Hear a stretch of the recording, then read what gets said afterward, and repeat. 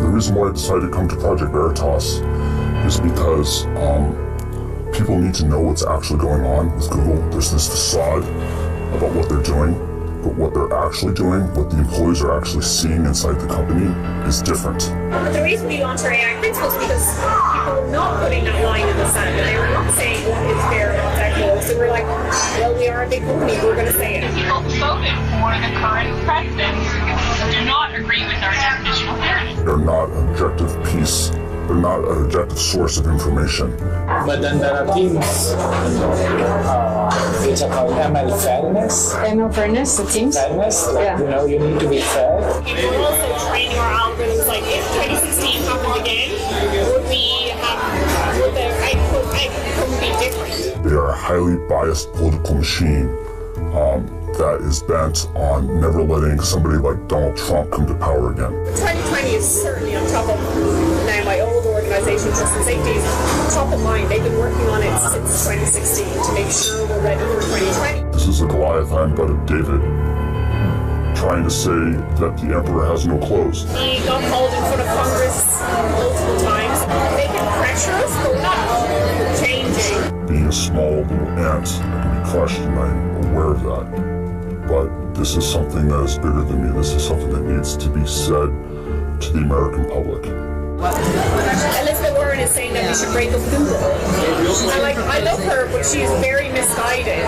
That will not make it better. It will make it worse, because now all these smaller companies who don't have the same resources that we do will be charged with preventing the next Trump situation. It's like a small company cannot do. And it's like...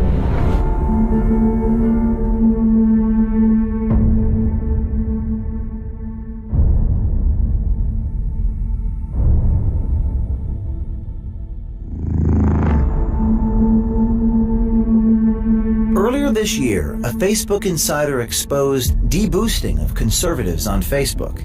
That insider inspired someone at Pinterest to come to Project Veritas with his story. Last week, we released a report from the Pinterest insider Eric Cochran detailing censorship of pro-life and Christian content. The tech companies can't fight us all. Today, we bring you a Google insider, a brave man who came forward and brought us a story that will scare you. I think sunlight is the best disinfectant, and people need to start asking questions. A couple weeks before the Google insider came forward, Project Veritas secretly recorded with Jen Janai, a Google executive. Janai talks about making sure when people search for things through machine learning algorithms, Google's political agenda is always present. We all got screwed over in 2016. Again, it wasn't just us, it was like people got screwed over, the news media got screwed over, everybody got screwed over, so now we're rapidly being like, what happened there? How do we prevent it from happening again? Right after Donald Trump won the election in 2016, the company did a complete 180 in what they thought was important. Before, they thought self-expression and giving everyone a voice was important, but now they're like, hey, there's a lot of hate, and because there's a lot of hate, misogyny, and racism, that's the reason why Donald Trump got elected. And so we need to fix that, and we need to start policing our users, because we don't like to have an outcome like that. We don't want to have an outcome like that to happen again. Yeah, let's talk a little about that. Tell me more about what you observed at these meetings right after Trump was elected. Who said it? What was said exactly? So the things that changed was that the TJFs, they started talking about the need to combat hate and racism online, and also at YouTube they had the same talks by the CEO Susan, and they talked about combating that and getting rid of unfairness. And so slowly they started introducing the concept of machine learning fairness. Jen Janai is the head of responsible innovation at Google Global Affairs. She determines policy and ethics for machine learning, or artificial intelligence. What we've learned is that AI is increasingly what Google Search is all about. The reason we launched our AI principles is because people were not putting that line in the sand, and they were not saying what is fair and what's equitable. So we're like, well, we are a big company, we're going to say it. We're my definition of fairness and bias specifically talks about historically marginalised communities, and that's what I care about. Communities who are in power and have traditionally been in power are not who I'm solving fairness for. Our definition of fairness, one of those things that we thought would be like obvious and everybody would agree to, and it wasn't. Like there are the same people who voted for the current president do not agree with our definition of fairness. Fairness is a dog whistle. It does not mean what you think that it means, and you have to apply doublethink in order to understand what they're really saying. And what they're really saying about fairness is that they have to manipulate their search results so that it gives them their political agenda that they want. And so they have to rebias their algorithms so that they can get their agenda across. You know, to unpack everything that she's saying that she wants the algorithm to be fair to a hand-picked representative of that community means that what she's trying to do is she's trying to sell you a product that is not objectionable. What she's trying to do is she's trying to sell a product that's not objective, that doesn't represent the will of its users, but instead represents the will of a group of people making decisions behind the shadows. So what did you find inside Google that was related to this idea of fairness? What I found at Google related to fairness was a machine learning algorithm called ML Fairness. ML standing for machine learning. And fairness meaning whatever it is that they want to define as fair. You could actually think of fairness as unfair because it's taking as input the clicks that people are making and then figuring out which signals are being generated from those clicks and which signals it wants to amplify and then also dampen.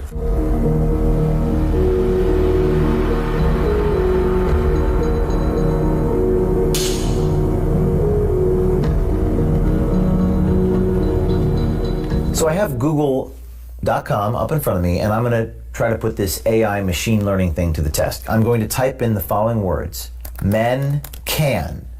And I see men can have babies, men can get pregnant, men can have periods, men can cook. Do most people search for that stuff, or what is the company doing internally? You know, people aren't searching for this. This is literally coming from source of truth databases that they've selected represent the truth and that they are pulling this information from.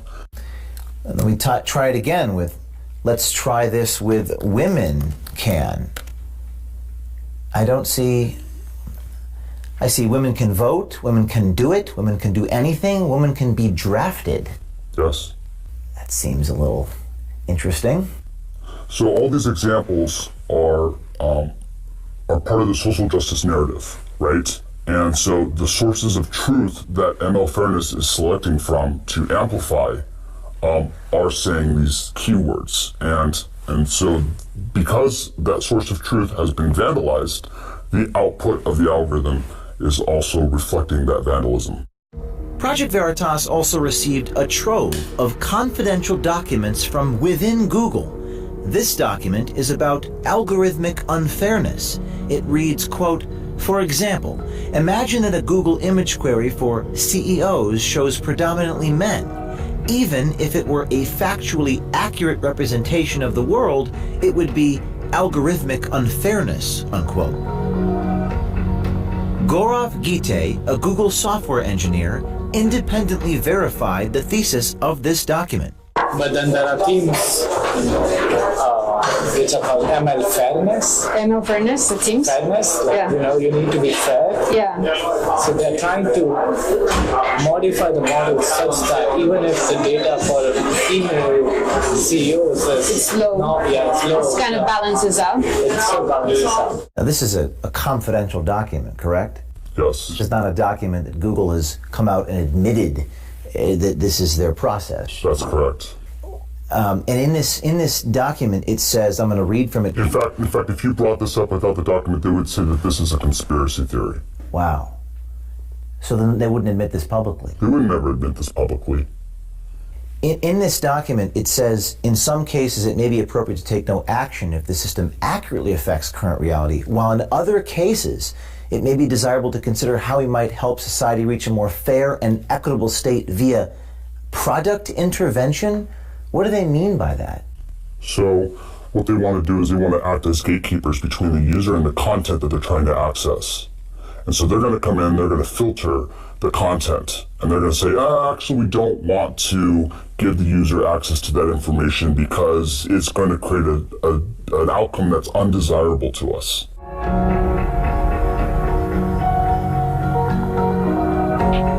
So this was an internal-only Google document which says the goal is to establish, quote, a single point of truth for definition of news across Google products, unquote. What does this mean? When they mean single point of truth, what they mean is alignment with the narrative. And so the narrative is manufactured by establishment players. And what they're looking to do is they're looking to boost authoritative content. Accusations on around the fairness is that we're unfair to conservatives because we are choosing what we define as credible news sources, and those news sources don't necessarily overlap with conservative sources, and so we're getting accusations on fair from one side. Does Google have an editorial agenda? Does the company make news decisions? Is that what I'm seeing on this document? Yes. This is describing what's happening with Google News. Would Google have a problem if people saw this document? Yeah, I think so. Why wouldn't Google want people to see this document? The reason why is because right here, in some of these boxes, they're applying editorial, their editorial agenda onto the news sources. And if you were to expand that, you would see that there's machine learning fairness within these algorithmic checks. And they state right here that it's for crawlability and extractability, but in reality, does it fall in line with their agenda? And if it does, it pops to the top, and if it doesn't, then it gets buried. Other internal documents expose Google's hopes for ML fairness. Training data are collected and classified. Algorithms are programmed. Media are filtered, ranked, aggregated, and generated. People, like us, are programmed. Sounds like social engineering, not search querying.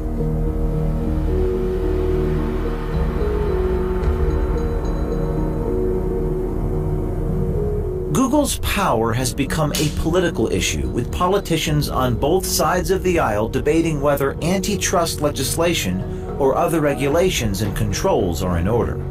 We got called in front of Congress multiple times and we would not show up because we were like, we just know they're going to just attack us. Like, we're not going to change our response, we're not going to change our mind. There's no point in just sitting there being attacked for something that we know we're not going to change. Like, they can pressure us, but we're not changing. But we also have to be aware of what they're doing, what they're accusing us of. Like I said, like, they could just, like Elizabeth Warren, even I love her, but she's also saying, like, you just have to break up Google and that will solve everything. You have to what? Elizabeth Warren is saying that we should break up Google. And, like, I love her, but she's very misguided. Like, that will not make it better. It'll make it worse because now all these smaller companies who don't have the same resources that we do will be charged with preventing the next Trump situation. It's like a small company cannot do. And it's like The White House will play a role in making things more fair, so people are holding us accountable to fill in the gap of what we have. Right now, there's a lot of chatter in Washington, D.C., antitrust discussions and legislation being mentioned about breaking up Google. How do your bosses or the people that you work with inside of Google feel about that? For the most part, they're ignoring it. To them, it's not even happening. They don't see it as a real threat because it's something that's already happened before and passed. She just said what Google's really thinking, and they won't say in public. But she just said what a lot of us see and know to be true. And you guys just got her, and she just said the truth. They're not an objective piece. They're not an objective source of information. They are a highly biased political machine that is bent on never letting somebody like Donald Trump come to power again. 2020 is certainly on top of now my old organisation, Trust and Safety, is top of mind. They've been working on it since 2016 to make sure we're ready for 2020. So training our algorithms, like if 2016 happened again, would the outcome be different? It's unclear what Janai is exactly referring to, but Google's political agenda is undeniable.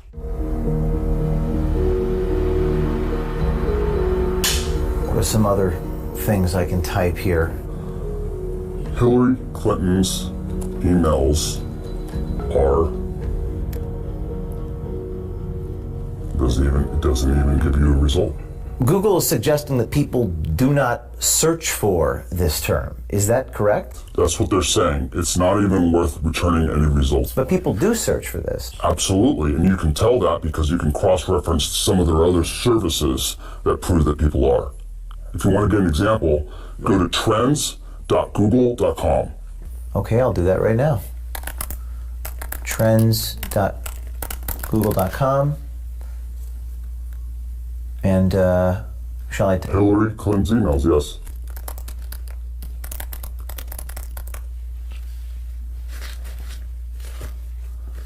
Okay, and set it to the last 5 years.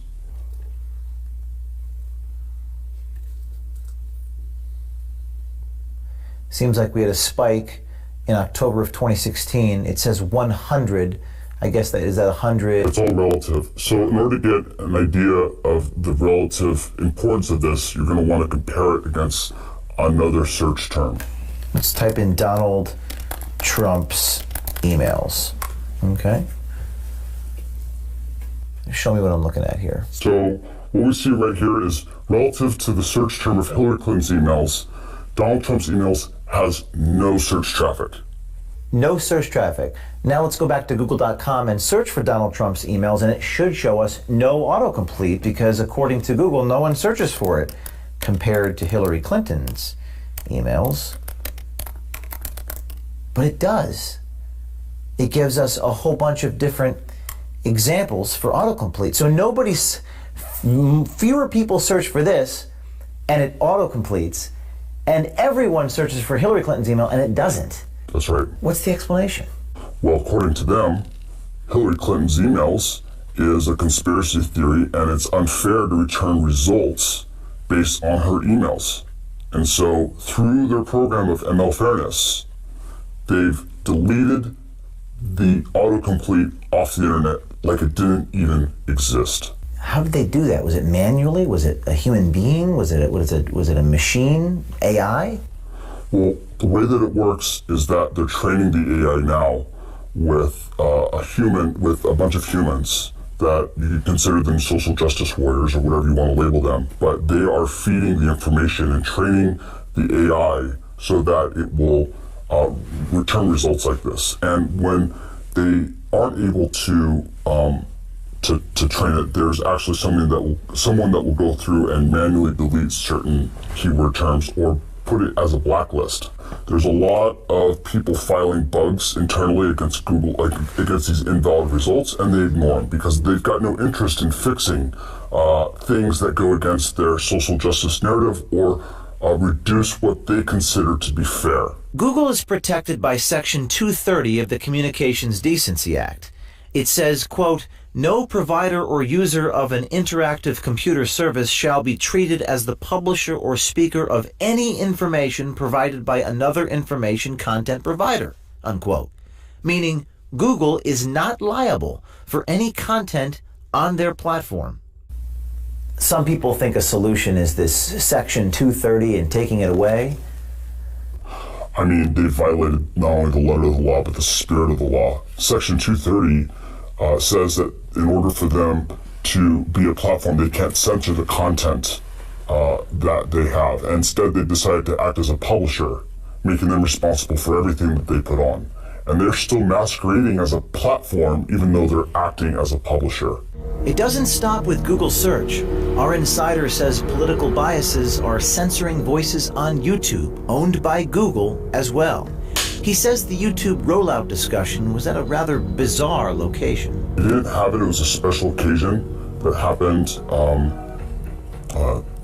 in May, and they invited us all to the Masonic Temple to talk about the future of the company for YouTube, and they described that they were going to have more content filtering. And right after that happened, a lot of the content creators started to get demonetized, and their videos started to get deranked. I'm talking about Dave Rubin, talking about Carpe Diem, talking about Tim Pool, and a lot of the other content creators that are within the YouTube ecosystem just saw their view counts just go through the floor. What did YouTube do to make their view counts go down? So Google is targeting what they consider to be right-wing news commentators. So that includes Tim Pool, Dave Rubin, Stephen Crowder, and a host of other right-wing people that they are coming in, they're deciding that they don't want these opinions to have a wide appeal. And so they're coming in and they're putting their thumb down and they're deciding which content the users are allowed to see. The way that Google's able to target people is that they take videos and then they do a transliteration through using artificial intelligence. And they look at the translated text of what those people are saying, and then they assign certain categories to them, like right-winger or news talk, and then they're able to take those and apply their algorithmic rebiasing unfairness algorithms to them so that their content is suppressed across the platform. Specifically, the insider verified that PragerU, the conservative educational YouTube channel, and talk show host Dave Rubin's videos received heightened analysis in the artificial intelligence program Viacom. Viacom polices YouTube distribution, singling Prager and Rubin out as right-wing and news talk. So they're applying narrative control. What's scary about this to you? What's scary is that Google's deciding what's important and what's not important. They are going through and they're effectively deleting conversations from the national narrative. It reminds me of a book called 1984, and that should have been a warning. 1984 should not be a user manual on how to run society. And Google's falling directly into that trap, where they're deciding what gets read, what gets consumed, what people are able to click on, what appears. It reminds me a lot of fascism. It's not just about burning books. When videos get pulled off of a platform, that's also a form of censorship. I've been living this for, years. And so, it's like, yeah, that's what it is. And for other people, it's shocking. But for me, it's like, this is why I'm coming forward. Because it is shocking. And people have no idea that it's happening. And they still think that Google is an objective source of information, and it's not. Are you afraid? I am afraid. I was more afraid, but I had a lot of difficulty with the concept of, my life ending because of this. But I imagine what the other world would look like, and it's not a place that I'd want to live in. What do you think is going to happen next for you? Hopefully I get away with it and nothing bad happens, but bad things can happen. I mean, this is a behemoth, this is a Goliath, I'm but a David, trying to say that the emperor has no clothes. And being a small little ant, I can be crushed, and I'm aware of that. But this is something that is bigger than me. This is something that needs to be said to the American public. This year, insiders approached Project Veritas and told their stories, exposing the giants in Silicon Valley. Thanks to the bravery and courage these insiders are showing, big tech is being held accountable. This is a watershed moment. It's not the New York Times or CBS News doing the work. It's individual citizens, anonymous heroes who put their careers on the line, and they've struck a nerve and found their voice at Project Veritas. People always ask me, what can I do? You can follow the lead of Eric Cochran and the Google Insider. You too can be brave, wear a camera, and contact us securely at projectveritas.com/brave.